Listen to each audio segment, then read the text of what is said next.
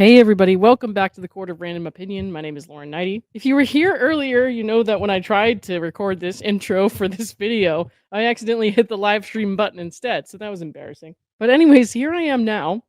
I had a conversation with my friend Dave Neal last week. If you guys don't know, Dave is the person who helped me get my start on YouTube. So I wanted to sit down with him and talk a little bit about his background, how he got to where he is today, why he feels so passionate about the things he feels so passionate about, and just let you guys get to know him a little bit better. So I did ask him about his shift towards politics, and so we talked for a few minutes about that. I'll put timestamps in here. If you are super averse to listening to any political talk, you can skip over that part. But I feel like it helps to give a little background on why he feels how he feels. You know my background, obviously you were there for it. Your start on YouTube and all that, how did that happen? How did you get to where you are, I guess? Man, YouTube, no one was making money back in the day, but I remember being in a stand-up comedy class, and one of my friends that I made from that class, her YouTube took off, and she was making like $6,000 a day. Now she's since become a multi-millionaire from YouTube. But I was like, I saw that there was a potential to make an income in a livelihood. And YouTube was just a place where you posted your random things. This is like pre-social media, really. So I just kind of saw it as a place to kind of put out content that wasn't like my live performances or my, other things that, sometimes you're making film projects that take a long time. YouTube, you just turn the camera on, make something. And it was just recreational for years. Mm-hmm. And so why comedy though? Like, how did you end up, you're like, I want to be a comedian. How did that happen? Oh, you want to go way back? Way back. My father didn't love me. No, I grew up, okay. I mean, there's probably some attachment issues to it. I grew up with a single mom, and like most elder millennials, we were all parented horribly. We were all taught to be cried to sleep, and now we were all needy. And no, I mean, that is all true. But I always had this desire to do something creative, but I came from a business degree. I came from the background of sort of like that wasn't an avenue.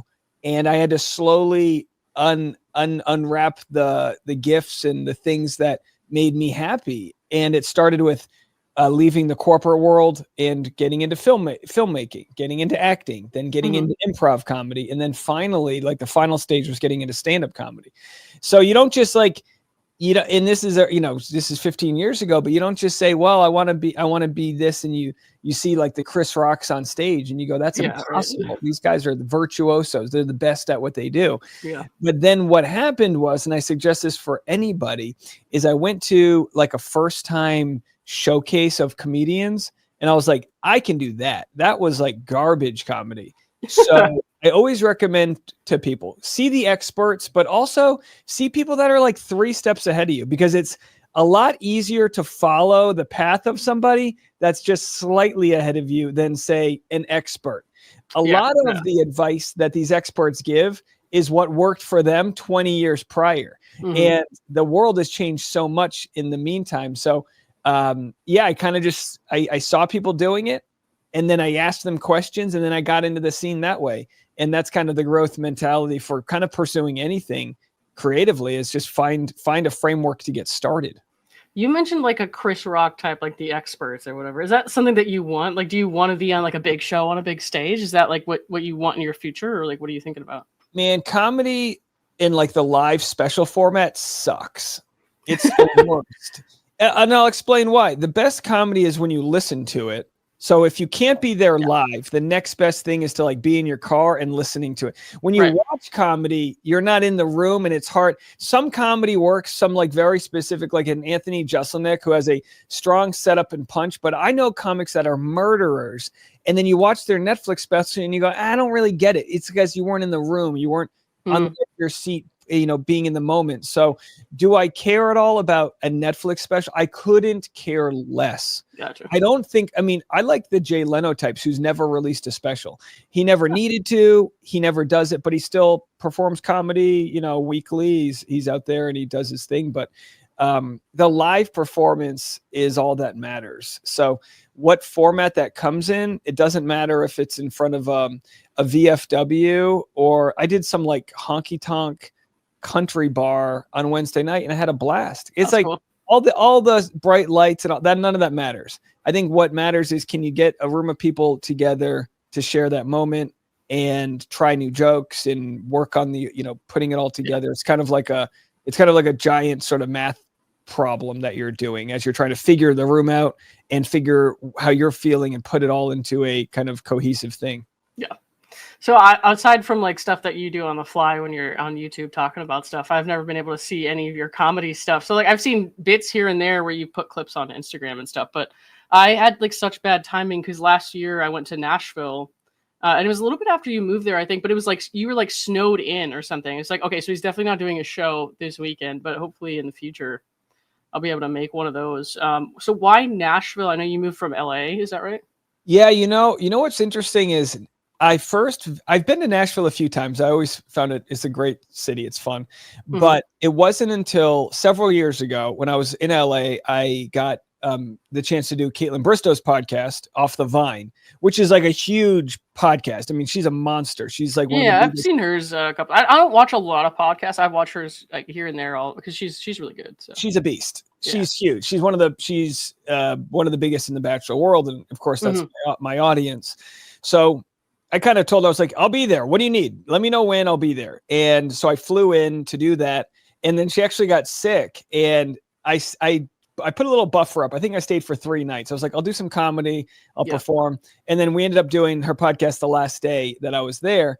And I ended up doing a couple stand-up shows. And I was just surprised that there was a pretty good little market in Nashville for stand-up, because you kind of get stuck in these bubbles when you live in LA or New York. It's like those are the big homes, the big hubs. There's also Chicago, there's Atlanta's big, Dallas, there's certain markets that are Houston, I should say. Austin's also big. There's hubs, but like I was in one of the biggest ones, so there was no thought of moving away. But then when we got pregnant, we were like, look, we gotta get a home. We got to either move from where we were. We were in this tiny little duplex. It was just not going to be sustainable for having a baby. So we really either we move in LA or we go elsewhere. Well, the only place we looked was Nashville.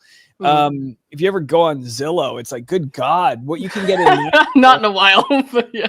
And by all means, like, we still paid double what our whole neighborhood paid. We still had to pay a fortune over market, what the market used to be here. But since the pandemic, rightfully, people have had the luxury and ability to move around. You'll get people in Montana and Boise and Nashville. They'll bitch, oh, you raised the rent. And I'm just like, go fuck yourself, okay? I'll live wherever the goddamn hell I please. I mean, seriously, when people, I've not been able to make friends because I'm like, fuck you telling me you can't move here, you're raising the prices. Like, I hope you don't lead with that when you're meeting your neighbors and stuff, but yeah, handshake, fuck you. And no, because the truth is like, I was living in LA, which, by the way, like, SoCal gets a lot of shit. It is the nicest place in the world to live. One of them. It is the only Mediterranean climate outside of the Mediterranean. There's a reason why the prices are expensive there. It is 360 days a year of sunshine. Yeah, there's some fires and flood, whatever, but it's a great place, and it gets a lot of shit for that. But because of the pandemic, people were able to move around a little bit, and a lot of people flooded to Nashville. But the East Coasters, the New Yorkers fled to New England, and everyone moved around. It was just the chance where you no longer had to be stuck to this market. And we just came for one weekend.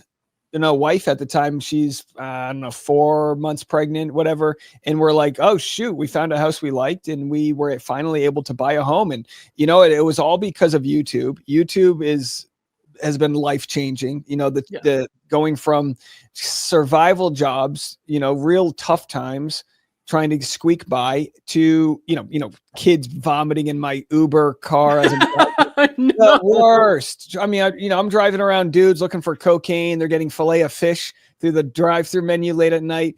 I mean, I'm driving around the real late night crawlers.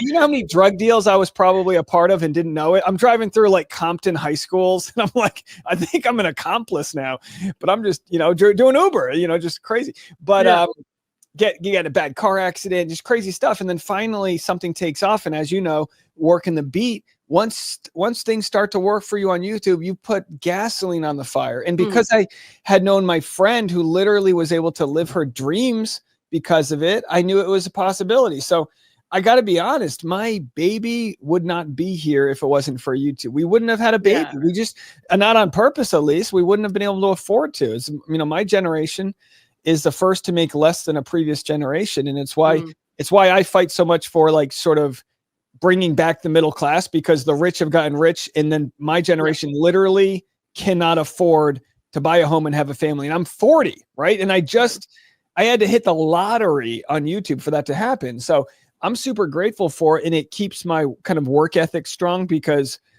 I don't have, I got to show up every day to keep my foot on the pedal of this thing. But I wouldn't change it for the world. I've literally podcasted from 4 different, multiple continents. I've been floating around the Indian Sea, just getting, served cease and desists, and it's one time.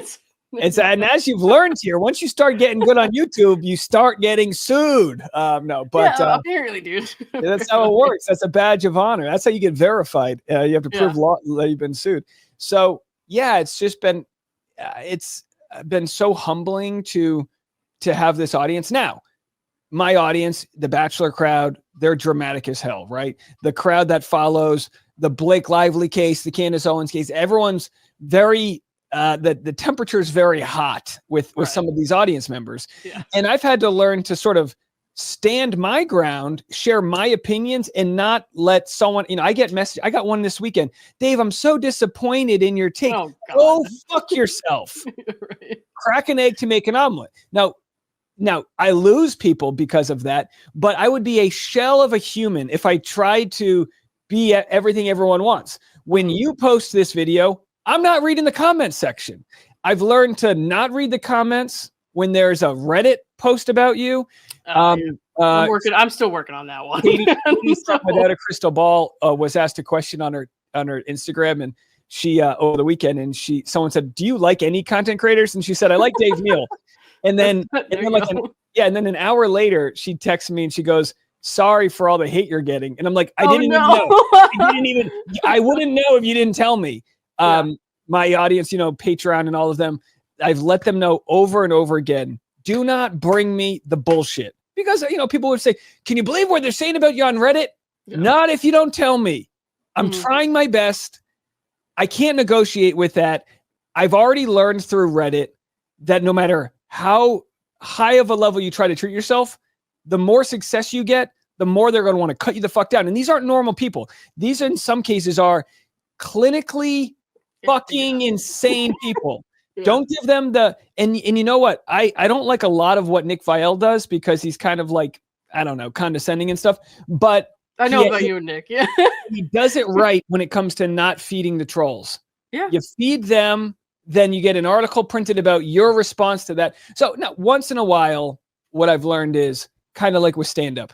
You dismiss a heckle unless you can use it. So if someone's in the back of the room just being at that threshold of yapping, but it's like, I'm having a good set, like, leave it alone. Now, if someone's going to heckle me and the whole room hears it, well, now we're talking about it. And every once in a while, like, I'll get a comment that's so ridiculous, like, we do our teachers wish list. We donate all this nice supplies to teachers. You did that recently, right? It's every fall we do it. We've done it for probably 5 years now. Okay. Denise, our philanthropy chair, sets it up. She does a great job. We take all of our teachers and we try to help them out. And I get people sending me hate because we're doing that. Like, you can't even do a charity without people giving you hate. How do you hate someone for that? How does that work? What's the logic there? Clinical psychological issues. That's how. But it happens. And every year there's something. And again, I'm only saying it to say, because you're, coming up in the industry and everything, you just got to remember those moments feel like you're being attacked, but you have to remember you're in a stadium full of people cheering you on. There is a section that hates you. Let them be. Buy them a beer. Fuck them. I'm not buying anyone a beer, but you might be a better person than me in that regard. The point is, they're still paying tickets to see the show. They're still there. Right. So I try my best to not. And I've learned this from Kurt Metzger, a comedian. He used to go hard on Facebook fighting with everybody. He wrote for Amy Schumer's show, and then he realized one day he's like, I'm an Emmy award-winning writer. Why am I giving people free content on Facebook? So very rarely, like, if I do want to respond to a hater, most of the time I'll say, this will be on tomorrow's episode. I'm going to monetize my response. Why should I give you this content for free? But anyhow, so there's like there's the aspect of content creating, which is give people the news they want, but give them enough of my personality so that they want to follow me to the things that I do. The struggle in some cases is a lot of what I cover. It's hard to be funny, like there's just certain days where it's a rough story. And I've had people go, oh, this guy's a comedian. It's like, yeah, you fucking jackass. I'm not going to make fun of this kid drowning. I'm going to share the story. You know what I mean? And it's like, there's, it's so the medium of YouTube is different than I'm way dirtier on stage, but that's really like, okay. It's just like a late night. People are there. There's a lot of couples in the audience. Who's banging? Who? You're talking to the audience. It's way more of a flirty kind of vibe than. All right, I guess I'm going to your show alone then. Yeah. Oh, we'll get you set up there. We'll find you someone. Please no. Hey, we got a cute audience. You never know. But so different mediums. Now, if you could map someone's brain, like what does talking 4 hours a day into a microphone do to your comedy? I don't know. Like.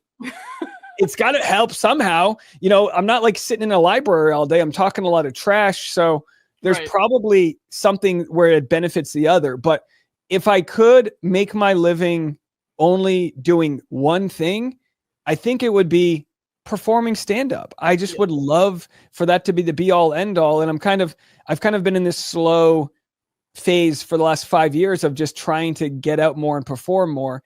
It's just, this is where the money is. And it's, again, happy to have it, but I would love it if I could. I would never fully do that. I think if the stand-up became like full-time, 4 nights a week, selling out theaters, I would still like to do sort of a Ryan Seacrest style of every day I make an hour's worth of content, but then the producer does all of the behind the scenes stuff. So it's just me showing up, mic's already on, let's go. And then cut out the whole like building a thumbnail, like the amount of time you spend. Doing I mean, mine are so lazy, dude. I've had comments that are like, Lauren, do you ever talk about anything that Dave Neal doesn't talk about? And your thumbnails are always the same. I'm like, what does that have to do with Dave? No, and also, why do you care so much? Like, it's crazy. That's like telling multiple people not to talk about the president when you're covering politics. It's like the common denominator is the content we cover. People, a lot of times, if there's a big news story, they want to hear your take. They want to hear my take. They just want to.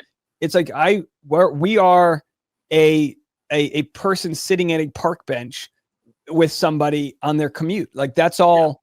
That's all the long form content is trying to give your friendly opinion to whatever's happening out there. My opinions aren't always super friendly, but they are what they are. That's it. This is where I started to talk to Dave about his political views and why he started to talk about politics on YouTube. Well, okay. So speaking of like. The president and all that, I'm gonna ask you about politics without really asking you about politics because I don't like to talk about politics too much. But as a subject, you recently pivoted towards talking about like political stuff more. What do you think made you do that? I know you just said like the stand-up stuff would be like ideally what you would do a lot of the time, but you seem very passionate about talking about politics also. So I'm curious as to where your mind is at there. Yeah, I've been sort of justice oriented. There's a lot of similarities covering justice for Clayton or a court case. It's just, I think people need to get educated on what's happening right now. Mm-hmm. And when you listen to somebody and they're on the wrong side of the aisle, a lot of times people will immediately shut down. So I had this past year, I went from Bachelor Rush Hour, the podcast, to just calling it the Rush Hour.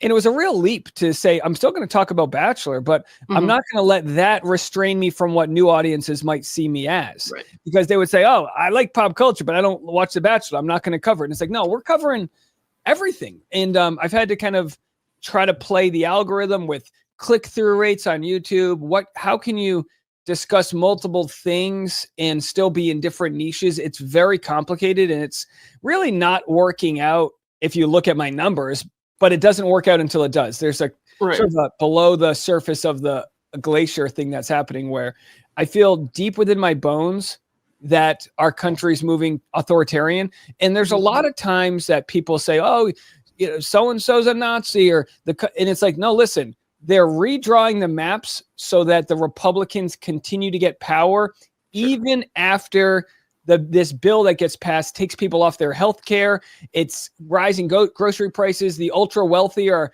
getting they're getting tax cuts. Trillions of dollars is being added to the debt. And the response from half the country is like, yeah, but Biden was old.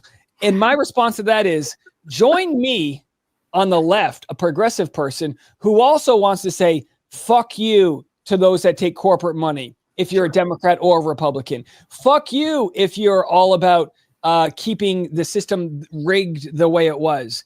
And sadly, we're so divided, left versus right, but we're all working class. Right. I'm doing well, but I'm still working class. I still got to show up every day. So this idea of like, oh, politics is taboo. They want it to be taboo. They want to make sure you're not having these conversations at the dinner table because it keeps the ultra wealthy donating to both ends of the aisle. It keeps all these foreign lobby groups that want the wars donating to the Democrats and the Republicans. So for me, I just tell people, think what you want, but make sure you're voting for people that aren't taking money from sources that don't have your best interest. So I live in Tennessee. It is so rotten here that the Republicans won't even hold a town hall because they know they've got military. We're not talking about these blue-haired college kids coming in upset. You're talking about military vets that are getting, no longer have a social security office to show up to. They can't get on the phone with people. People's parents are getting kicked out of nursing homes because their Medicaid's going away, and they're literally going to have to shut down hospitals in rural communities. All of this is happening when we could all pay into a system that gets us all health care. I just got robbed of $500 because I had a cough, and my health insurance that I paid $1,300 for wasn't covered by a 3-minute visit to the urgent care. I could have just given you some Dayquil, man. So this is the reason you might think, yes, it's not right to go murder someone in cold blood. Yes, that's not right. That's why Luigi's behind bars right now. But, and I talk about this on stage, in a red state, but I'm telling you right now, I understand how we got there. I understand how we got to the place where, could you imagine if my son was denied care? I'm going to your fucking barbecue to call you out. Yeah, I am showing the fuck. There was a lady, I posted this on Instagram. Sorry for all the swearing. I'm not the one to apologize to. I posted this on Instagram. There was a lady, Rick Scott is her, believe senator, right? He voted for this bill. I think he's probably mine too, right? Yeah. Is he Rick Scott? Is he still? Yeah, I'm in Florida. Oh, yeah, I guess so. Let me look him up. Rick Scott. So he goes into a Starbucks, and he's worth $600 million, okay? He goes into a Starbucks. Some lady goes, yeah, she just starts screaming at him like bloody murder, and I'm like, we need more of this. You want to sit in economy on a flight that I'm on? I'm going to yell at the top of my lungs how you're robbing us. So that's what's happening. People want to call me some soy boy bitch. I'm doing the most alpha male thing. I want you to get health care. I want you to get that lump checked out or that mole, removed. I don't want anyone out there to have to deal. I want someone to have a baby and be able to take a year off of work. We can afford it. We can figure this out. We're spending trillions of dollars on wars nobody wants to be a part of, all because there's money that comes in for this to happen. It's finally getting exposed. All right, this is where we stop talking about politics and start getting into some other things. Sure. You try to apologize. If people demand you apologize for something, it's not enough for them. Those types of folks, it's about power. It's like the subreddit I'm banned from. They're like, those I had to think about that for a second. I was like, what's subreddit? I don't go that moderators. I'm like, I'll leave me out for that one. Lauren, there's like 8 moderators that control like 600,000 people. Yeah. You know what I learned? Yeah, there's like 6, 7, 800,000 people in this subreddit, but on any given day, I'm getting more views than views that Reddit's getting. There's a lot of dead accounts there. So what I had to realize was I'm fighting against what I believe is a lot of mischaracterization from crazy people. Like in order, not everybody, but in order to spend that much of your free time either moderating or whatever, you're either a really great person or you just want some power, and you get a little bit of both. And it's like the second you're banned, you can no longer defend yourself. And then you just go, all right, whatever. Why the hell do I care? What I'm doing is is my own thing and people can consume it or not. I'm just like a mini mart that's open. You come in, you play by these rules, or you get the fuck out. That's it. But I'm serving this is what I got. This is my life experience. This is what I'm serving. And I think my audience, like the ones that get it. And if I try to please all these people that don't get it, I would just be this most watered down version of me. So it's all about having a perspective, a point of view, whether you're on stage or doing YouTube, you have to come at it from like your own authentic perspective. You want to grow from there, but you take that inner child and you're just like bringing him or her into this modern world. And I think because of the way it's worked out, I've got audience that has been with me for a long time, and they've been with me. It wasn't too many years ago where I was getting emotional when I got my first $3 from YouTube. You know what that feeling's like. Yeah. I do not let that go away. And I tell Tasha, there's days where you get a good deal and, oh, here's a sponsorship. I hear this $20,000 sponsorship comes in, or, they're making some months making great money. And then it doesn't hit as hard as the day that I made my first $60, but that's just a dopamine thing. Yeah. Overall, the gratitude every day to wake up and be my own boss and be able to kind of create my own schedule. It hasn't made me take a day off or be lazy. It's like I owe it to my audience that shows up to try to give them the best version of myself. And then I also have to remember some days when I think is the best version, and then some days where I have a terrible day, the audience, they love me either way. And that's just like such a gift to have, that at my most average days, they're like, cool, Dave, we're here for you. Because, we do our work in front of the camera, and some people they're able to have a bad day or hungover day at work and nobody knows. We have the kind of the bar set that we're not going to mess up. And I think my audience does not, for the most part, expect perfection, and I certainly don't aspire to give it. So just to go back to, you were talking about the band sub. I'm going to just say it's the Bachelor sub because I talk about, every now and then I'll talk about like subreddits and stuff like that. So I don't mind saying it. It's the Bachelor sub. I used to be on that one a lot just because I was a follower of this show, and I really liked, I like getting other people's opinions. And every now and then it's like nice to feel kind of like you have other people who feel the same way as you when you're watching these like shows and stuff like that.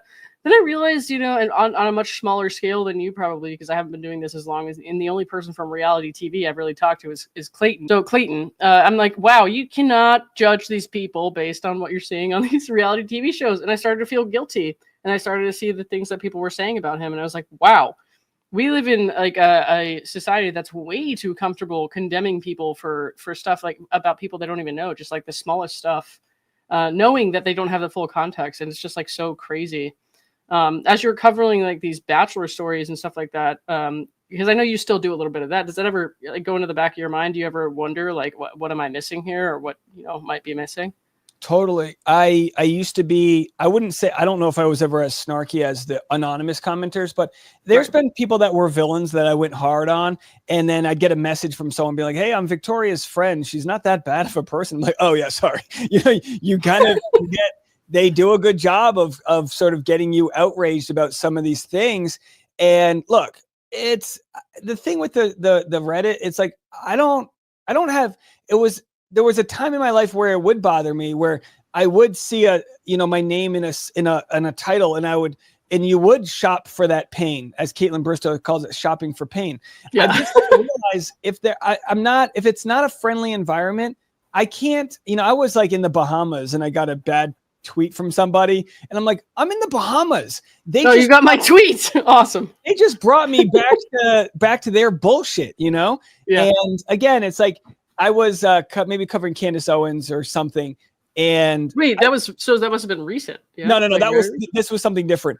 Okay. Well, she's been around for a while too. So recently I posted on Twitter something or commented, and I got a lot of hate. And I was like, oh yeah, like I went into an environment that is gonna people are gonna give me their opinions and telling me why they unfollowed me or this. It's like, who cares? Yeah. This isn't nobody. You don't like if I'm doing stand up and I make the room laugh, you're not worried about the guy who walked out in the back shaking his head. It always happens. There's always going to be someone who's not getting it, but like play to your audience, and social media brings those haters to you. And what you learn over time, and I know Mhm. Clayton and others have had to do real soul searching here, is that you're not going to win everybody over. Stop treating those people like they're real humans. There might be a human behind that account, but like they are not real humans. They do not exist in my world. Mhm. And the second you like learn to detach from that, and it's been a work in progress, and it's almost like a practice. It's a practice of knowing, if I'm tired one day, don't succumb to it. Don't succumb to the response and the going, playing their game, because you're not going to win their game. Mhm. They're not operating off of good faith. Whereas I'm on camera. This is my name. Like Reddit, none of them, they're all anonymous. So they were already not, there's a story that this thing happened on Wednesday. I want to tell you this real quick.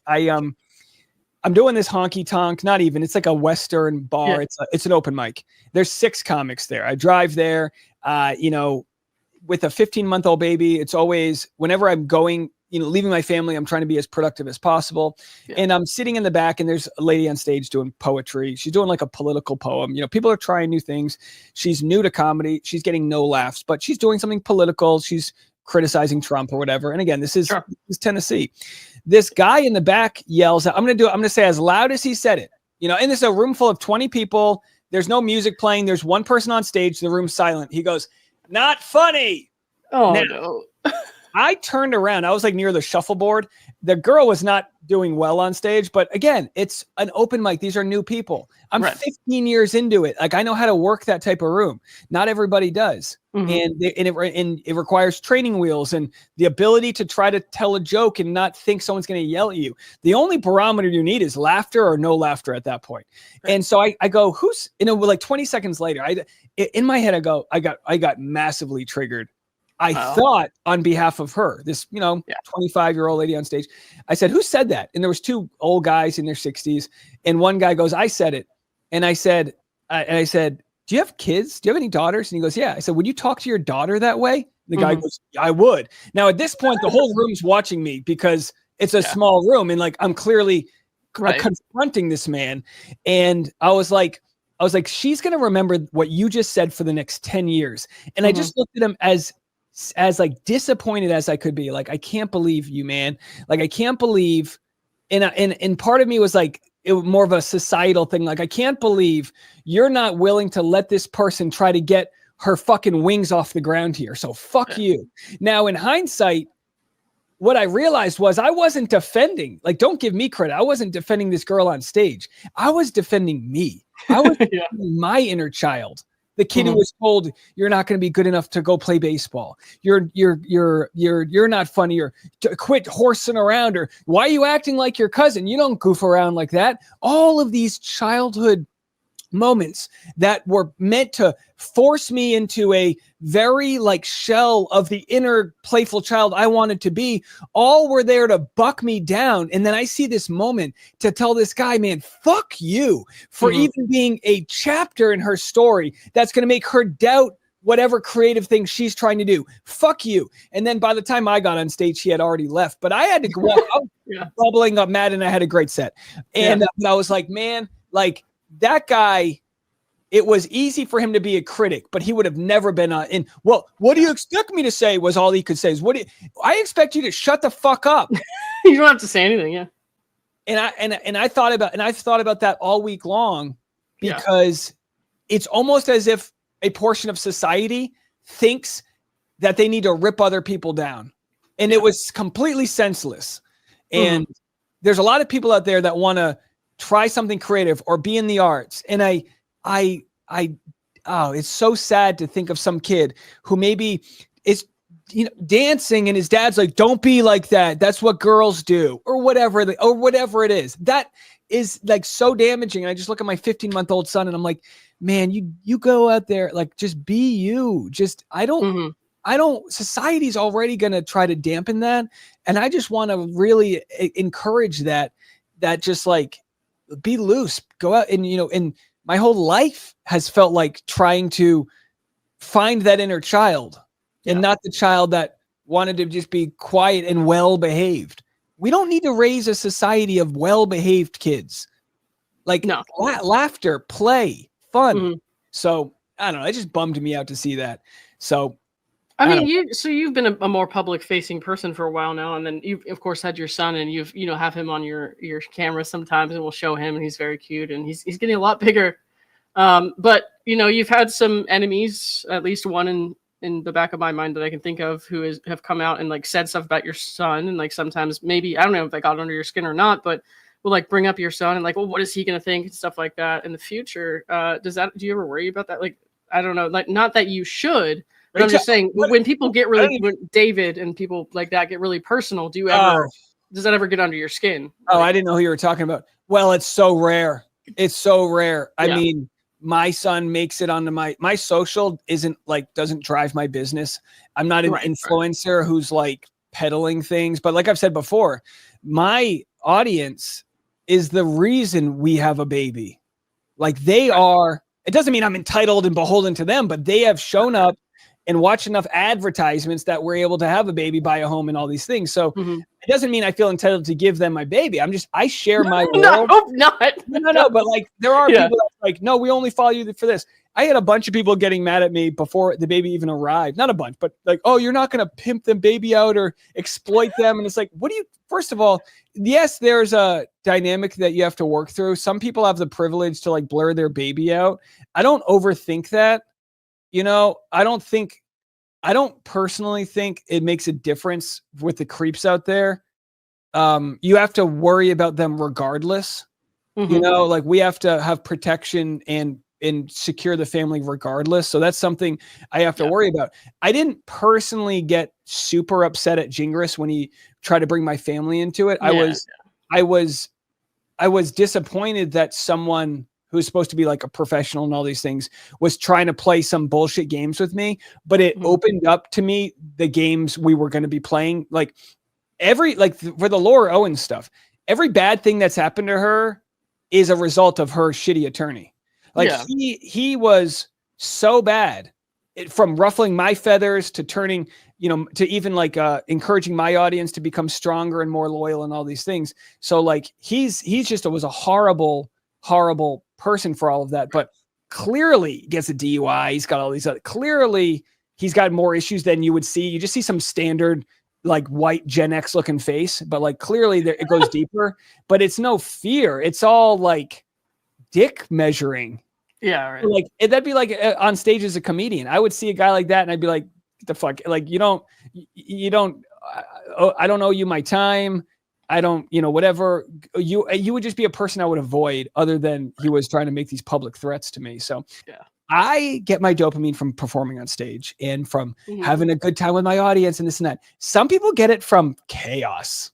Yeah. Some people literally, it's like the drug to them. It's like ADHD. And again, I'm really not speaking about anyone in particular. There are people out there that feed off of and cannot even focus until they're chaotic. That's why like my wife can't pack her bags till literally 5 minutes before the Uber comes for the airport because you get focused when you're like, it's the night before the project. Now that's a fine way to do it. It's the people that do it like the beefs with people. It's like, they don't pay my bills. I don't know. I've had not even just like other YouTubers and stuff, just people in the comments who like see me and Omar is like one of I'm one of those people who has like a handful of people that I say this is my best friend, but I have like a bunch. And so Omar is my best friend, and I'll have people in my comment section trying to like start something, being like, you shouldn't talk to him, like you guys shouldn't talk to each other like that. It's offensive, because we'll like banter back and forth. I'm just like, who are you? And what do you want? And why do you need this to be a problem? Don't look for problems where there are no problems. We got that where I had people being like, you got to get Lauren on, or you got to give her credit. And it's like, oh, good. This means people really care about Lauren. I was always that one that was the underdog. And you are, in a way, you have your loyal audience, but they care about you. That part I love. It's just the part that's like, we almost forget that we don't do this publicly because you just talk all the time. We, we all talk to each other. We share notes. You do such a great job with I'm just in, you ever see there's a movie, I think it's called The Rock Star.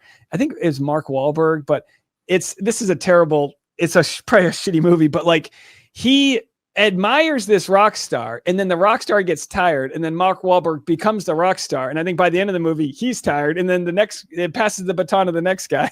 And I think about this because I got the 15-month-old. It's like I'm so busy, and then I'll go to do a story, and you'll have covered it 3 hours earlier, and I'm like, Lauren's on top of this shit. And it's like, but that's the internet, right? That's I got my business model from covering a few different content creators during the pandemic who were reporting daily updates on the stimulus. When will the stimulus come out? Everyone was waiting for this money. We're all just like sitting around. And I, before that, was only covering Bachelor news once a week. I was only covering what happened on the show. So I took this daily news format and I brought it to YouTube. And it used to be this idea that you can't oversaturate content. And then this sort of Gary Vaynerchuk idea of like throw everything at the wall is kind of what it is now, which is like make as much content as you want and let YouTube work out who to send it to. We're just sort of in like a bread factory trying to bake as many loaves, and that's what you're doing, and it's like great. And you know, there is a strategy, right? You cover Clayton and then the Blake Lively stuff. I knew this was going to take off. I had a real long live stream in January that took off, and I was like, oh, we got to go hard into Blake. But then after Blake, now we have Candace. Candace covered Blake, but now Candace is getting sued by a French president. I know. We were reading that the other night. So it's So and I still can't pronounce any of those names. So it's like not great, but I'm working on it. Yeah, these are all big stories that I'm glad have pulled me out of Bachelor. I still cover the interesting stuff, but I'm not. Someone, sent me a text message. Dave, I'm super disappointed that you wouldn't go hard on Clayton Echard for what happened on episode 3 of Perfect Match. And I'm like, oh God, I thought it was episode 4 that he whatever it was. I was like, listen, I just don't care. I'm literally not caring. He and Rachel tried to make it work again. Then he dumped her. I don't know. I don't care. Don't be disappointed in me. I'm trying to tell people that there's starvation happening in the middle. So it's just like, I got to go by what makes me excited. That's really, what makes me excited. Talk about that and try to wrap it up in a bow so that the audience, like, I can't just go from this to like the moon landing hoax. You have to go, what are people going to click on? Well, the Bachelor crowd followed Clayton. They followed Blake a little bit. Clayton's still going on, but now I got this Candace audience that all showed up. I got to introduce them to Clayton because this is like a story that's going to, last for a couple more years. And then when these documentaries come out, that's going to be like a big deal.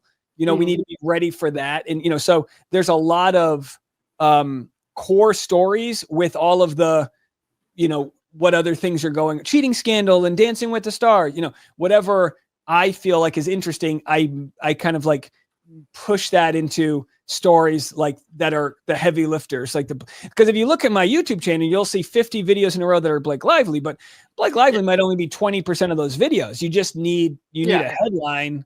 And then I cover whatever's interesting that day. Did you do the Perfect Match stuff? Because I've been out of town for most of the last 3 months, so I miss a lot. I don't know if you actually went over the Perfect Match stuff, or you just watched it and just kind of moved on, or what did you watch the first 3 episodes and then decided? I've seen the whole thing at this point. So I met up with Clayton while I was there, and just talking to him and like actually hearing him out, it's very clear that he's somebody that you have to know for some time to understand and just kind of get to like where his mind is. He likes deep conversations. He likes going to very deep places, and he believes in this concept of like fate and what's meant to be all very much. And when you get snippets on TV and stuff like that, it's like everybody's talking about him like he's a piece of shit. And I'm like, no, it's not quite like that. You just have to really understand the guy. You have to care enough to sit down and listen to him. And unfortunately, with these kinds of TV shows and stuff, you're not going to be able to do that with somebody like that. Somebody who I can say now that he is my friend, I think that it just does not portray him well to the man that he actually is. So yeah, and if you can negotiate that fame, and understand this, if Clayton or whoever can just put their phone away or find a way to remove the vitriol, you'll get some new fans and then you won't get some new ones. Right. It's not like he did anything that's going to cancel him. It's just, these types of shows, there's so many of them now. No one's building a giant no one's that memorable that they're building a giant following. It's very rare.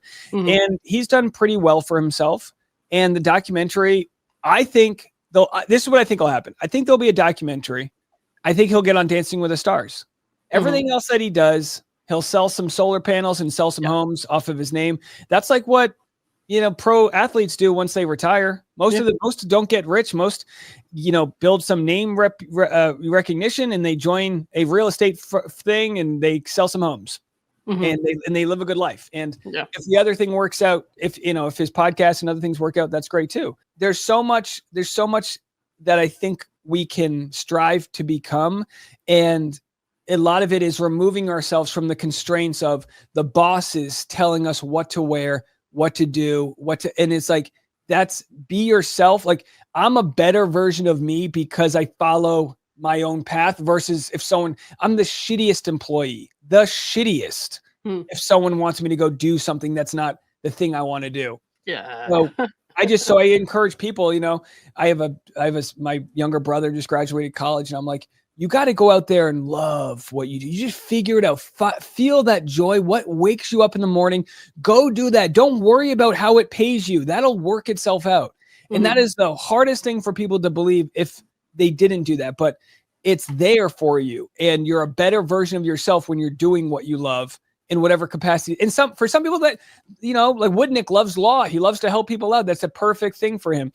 And in Clayton, whatever comes next, it'll be a combination of everything he's dealt with, but he's become a real graceful guy, and he's working on his own inner child, dancing and all of those things. And it's like, maybe he'll have a dance studio. Who knows? Yeah, that's cool. It'll be fun to see. Yeah. Yeah, that's good.